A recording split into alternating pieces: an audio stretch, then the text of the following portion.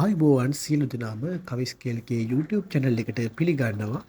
2026 අධ්‍යයන පොදු සහතික පත්‍ර උසස් පෙළ විභාගයට පෞද්ගලික අයදුම් කිරීම පිළිබඳව විශේෂ නිවේදනයක් විභාග දෙපාර්තමේන්තුව විසින් නිකුත් කරලා තිබෙනවා. අයදුම්පත් යොමු කිරීමේ කාලය අවසන් වීම පිළිබඳව තමයි මේ විශේෂ නිවේදනය යොමු කරලා තියෙන්නේ. දැන් අපි මේ විශේෂ නිවේදනයට යොමු වෙලා බලමු. 2026 අධ්‍යයන පොදු සහතික පත්‍ර උසස් පෙළ විභාගය සඳහා අයදුම්පත් භාර ගැනීම අද 24 වෙනිදා මධ්‍යම රාත්‍රී 12ට අවසන් වන බව විභාග දෙපාර්තමේන්තුව විසින් විශේෂ නිවේදනයක් නිකුත් කර තිබෙනවා.